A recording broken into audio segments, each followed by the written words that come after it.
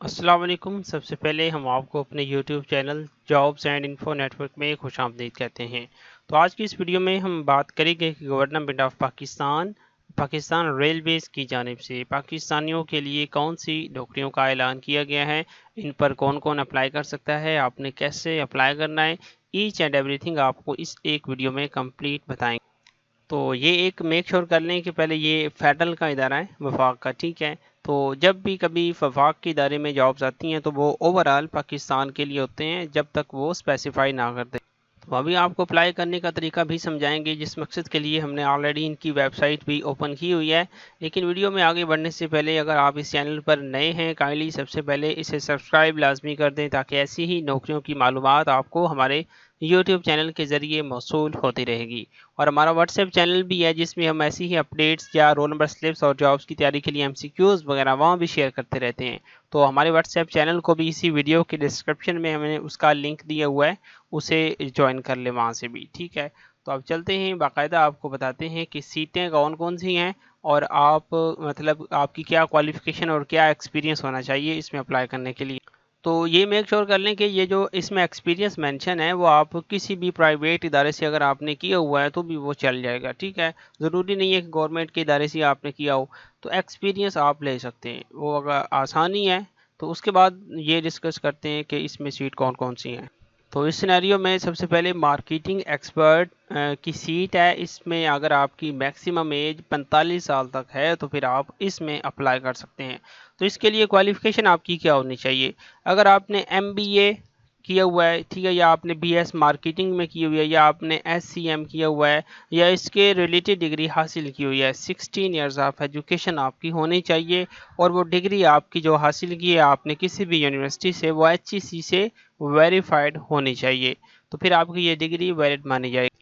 तो इसके बाद दूसरी इसका जो आगे एक्सपीरियंस का सेक्शन है वो हम बाद में डिस्कस करेंगे, क्योंकि वो काफ़ी लंबा चौड़ा है। तो उसके बाद ये देख लें कि सीनियर ऑफिसर IT के शोबे में सीट हैं। तो इसके लिए भी वही है कि अगर आपकी मैक्सिमम 45 साल उम्र है और आपकी जो एजुकेशन है वो BS 4 years in computer science में है, इंफॉर्मेशन टेक्नोलॉजी में है, या सॉफ्टवेयर इंजीनियरिंग में है, या इसके इक्विवेलेंट है, IT के शोबे में अगर आपने 16 ईयर्स ऑफ एजुकेशन कंप्लीट की हुई है तो फिर आपका इसमें अप्लाई हो सकता है, ठीक है। उसके बाद मज़ीद आपका एक्सपीरियंस भी होना चाहिए, लेकिन वो बाद में डिस्कस करेंगे। तो उसके बाद कंप्यूटर ऑपरेटर की सीट है। इसमें अगर आपकी 18 से 35 साल के दरमियान में एज है तो फिर आपका इसमें भी अप्लाई हो सकता है। इसमें ये कि अगर आपने बैचलर डिग्री कंप्लीट की हुई है तो फिर आपका इसमें अप्लाई हो सकता है। इसमें किसी किस्म का ये नहीं है कि आपने IT में ही की हो, लेकिन लिखा हुआ है साथ के प्रेफरेबली इन कंप्यूटर साइंस। अगर आपने कंप्यूटर साइंस में ग्रेजुएशन की है तो आपको तरजीह दी जाएगी, बसूरत दीगर IT का शोबा इसमें ज़रूरी नहीं है। अगर आपने ग्रेजुएशन की है या BA BSc BCom वगैरह किया हुआ है, हर सूरत में आप इसके लिए अहल होंगे डिग्री के लिहाज से। आगे एक्सपीरियंस भी होना चाहिए आपका, ठीक है। उसके बाद नेक्स्ट है जूनियर क्लर्क की। अब इसमें भी 18 से 30 साल तक आपकी उम्र होनी चाहिए। इसमें यह है कि अगर आपने मैट्रिक पास की हुई है, उसके बाद आपके टाइपिंग स्पीड जो टेस्ट लेने के बाद ही वो मेजर करते हैं, ठीक है ना, वो भी आपकी होनी चाहिए। उसके बाद आपका 2 साल का एक्सपीरियंस किसी भी प्राइवेट इदारे में या प्राइवेट स्कूल में है जूनियर क्लर्क का, तो फिर आप इसमें भी अप्लाई कर सकते हैं। तो मज़ीद नीचे इनकी जो इंस्ट्रक्शंस वगैरह लिखी हुई हैं, जनरल इंस्ट्रक्शंस, ये आप रीड कर लेंगे।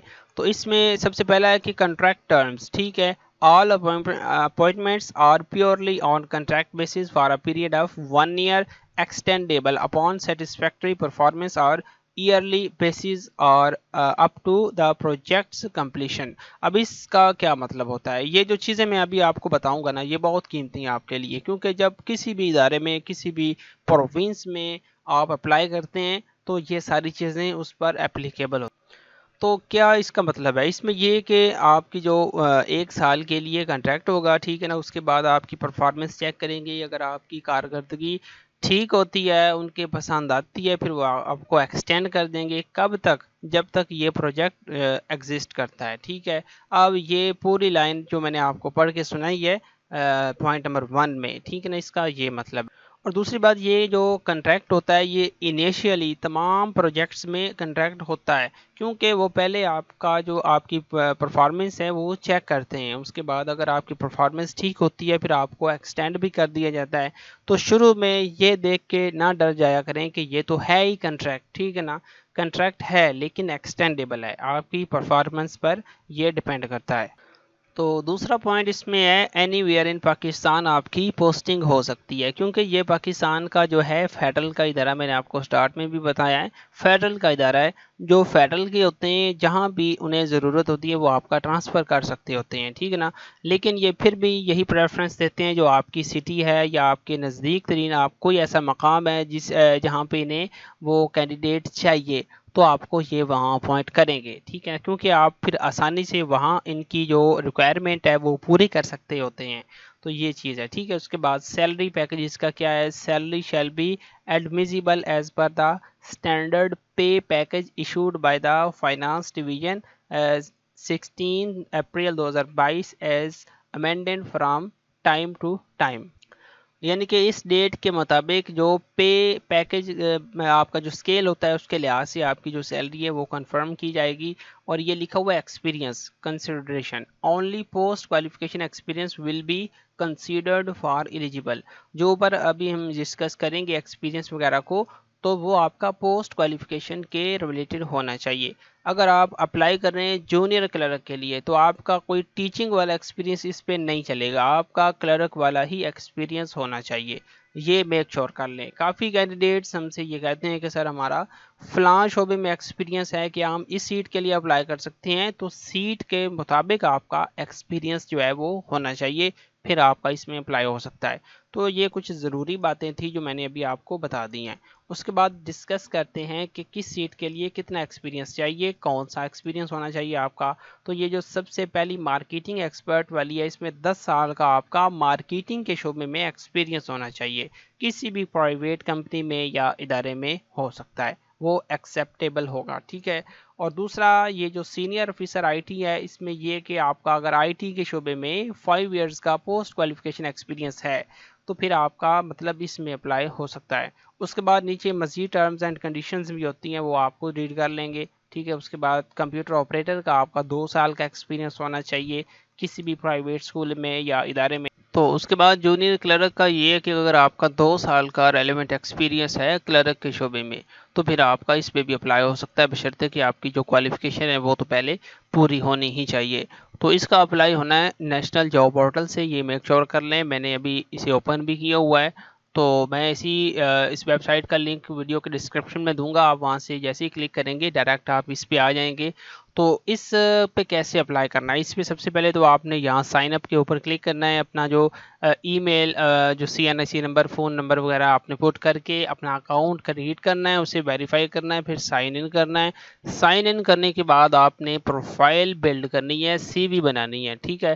CV جب بن جائے گی پھر آپ کسی بھی پوسٹ کے لیے آسانی سے اپلائی کر سکتے ہیں۔ تو یہ ایک کافی لمبا پروسیس ہے، تو میں ایسے کرتا ہوں کہ جب ویڈیو اینڈ ہوگی اس کے اینڈ اسکرین میں ایک آپ کو ویڈیو دوں گا جس میں نے پاکستان ریلوے میں اپلائی کرنے کا طریقہ سمجھایا ہوا ہے کسی اور ویڈیو کے لیے، ٹھیک ہے نا، کسی اور پوسٹ کے لیے۔